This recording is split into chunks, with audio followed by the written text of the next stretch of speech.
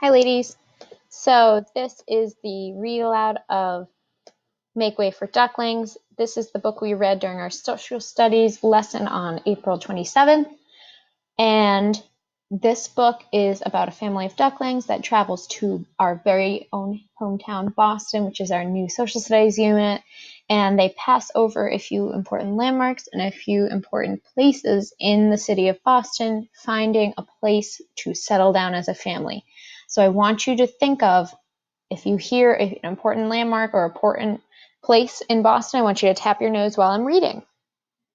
Okay, remember, a landmark is something that has history and it makes it an important place that is specific to this area. So it's a specific place in Boston. So for example, it couldn't be something like Sugar Heaven, a candy store. That's not a landmark. That's a store. An example of a landmark in the city of Boston could be, for example, the State House. The State House has this big golden dome, and it's in Boston. Okay, so I'm going to start reading, see if you notice any landmarks, and enjoy. So the book is called Make Way for Ducklings by Robert McCloskey. And it's written in 1941, a very long time ago.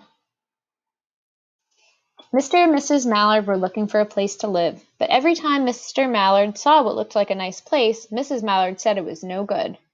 There were sure to be foxes in the woods or turtles in the water, and she was not going to raise a family where there might be foxes or turtles, so they flew on and on. When they got to Boston, they felt too tired to fly any further. There was a nice pond in the public garden with a little island on it. The very place to spend the night, quacked Mr. Mallard, so down they flapped. Next morning, they fished for their breakfast in the mud at the bottom of the pond, but they didn't find much. Just as they were getting ready to start on their way, a strange, enormous bird came by. It was pushing a boat full of people, and there was a man sitting on its back. "Good morning," quacked Mr. Mallard, being polite. The big bird was too proud to answer, but the people in the boat threw peanuts into the water, so the Mallards followed them all around the pond and got another breakfast, better than the first. So the boat in this picture, if you're not familiar with Boston, these are called swan boats. So that's not a real big swan on the back here, it's a fake swan.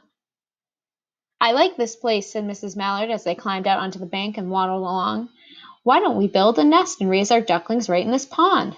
There are no foxes and no turtles, and the people feed us peanuts. What could be better?" "Good," said Mr. Mallard, delighted at last Mrs. Mallard had found a place that suited her. "But—" "Look out!" squawked Mrs. Mallard, all of a dither. "You'll get run over." And when she got her breath, she added, "This is no place for babies. With all these horrid things rushing about, we'll have to look somewhere else." So they flew over Beacon Hill and round the State House, but there was no place there. They looked in Louisburg Square, but there was no water to swim in. Then they flew over the Charles River. "This is better," quacked Mr. Mallard. "That island looks like a nice quiet place, and it's only a little way away from the public garden." "Yes," said Mrs. Mallard, remembering the peanuts. "That looks like just the right place to hatch ducklings." So they chose a cozy spot among the bushes near the water and settled down to build their nest. And only just in time, for now they were beginning to molt. All their old wing feathers started to drop out, and they would not be able to fly again until the new ones grew in. But of course they could swim, and one day they swam over to the park on the river bank, and there they met a policeman called Michael. Michael fed them peanuts, and after that the Mallards called on Michael every day. After Mrs. Mallard had laid 8 eggs in the nest, she couldn't go visit Michael anymore because she had to sit on the eggs to keep them warm. She moved off the nest only to get a drink of water or to have her lunch or to count the eggs and make sure they were all there. One day the ducklings hatched out. First came Jack, then Cack, then Lack, and then Mack, Knack, and Whack, and Pack, and Quack. Mr. and Mrs. Mallard were bursting with pride. It was a great responsibility taking care of so many ducklings, and it kept them very busy. One day Mr. Mallard decided he'd like to take a trip to see what the rest of the river was like further on. So off he set. I'll meet you in a week in the public garden, he quacked over his shoulder. Take good care of the ducklings. Don't you worry, said Mrs. Mallard. I know all about bringing up children. And she did. She taught them how to swim and dive. She taught them how to walk in a line, to come when they were called, and to keep a safe distance from bikes and scooters and other things with wheels. When at last she felt perfectly satisfied with them, she said one morning, Come along, children, follow me. Before you could wink an eyelash, Jack, Cack, Lack, Mack, Knack, Whack, Pack, and Quack fell into line just as they had been taught. Mrs. Mallard led the way into the water, and they swam behind her to the opposite bank. There they waded ashore and waddled along till they came to the highway. Mrs. Mallard stepped out to cross the road. Honk, honk, went the horns on the speeding cars. Quack, went Mrs. Mallard as she tumbled back again. Quack, quack, quack, quack, went Jack, Cack, Lack, Mack, Knack, Whack, Pack, and Quack, just as loud as their little quackers could quack. The cars kept speeding by, honking, and Mrs. Mallard and the ducklings kept right on quack, quack, quacking. They made such noise that Michael came running, waving his arms and blowing his whistle. He planted himself in the center of the road, raised one hand to stop the traffic, and then beckoned with the other, the way policemen do, for Mrs. Mallard to cross over. As soon as Mrs. Mallard and the ducklings were safe on the other side and on their way down Mount Vernon Street, Michael rushed back to his police booth.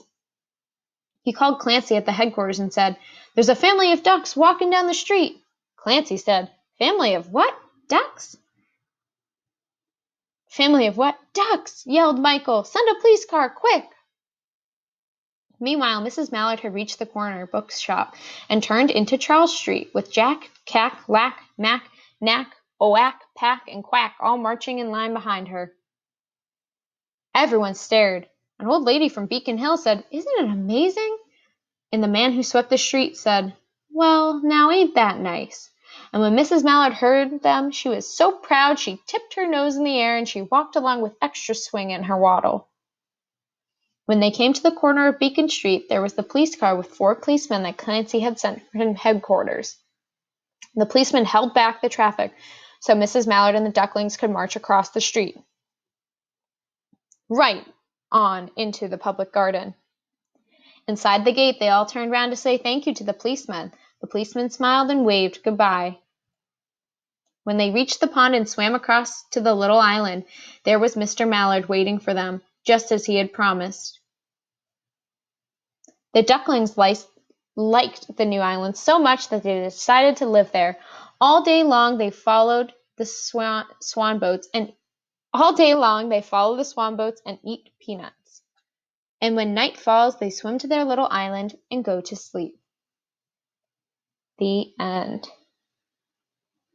So this was a wonderful book, and it has a very big connection to our study on the unit of Boston because the ducklings were flying over many important landmarks. For example, the State House, the Public Garden, and different important streets that you might be very familiar with. You might live near them or you've heard them before, like Lewisburg Square, Beacon Hill, and you might actually have seen this little landmark that was inspired by this book. There are 9 duck and duckling statues in the Boston Public Garden now that were an inspiration from this book. So if you go to the Boston Public Garden, look out for these little ducklings. And that is one very important landmark to the city of Boston. And I'm excited to learn about more landmarks next time.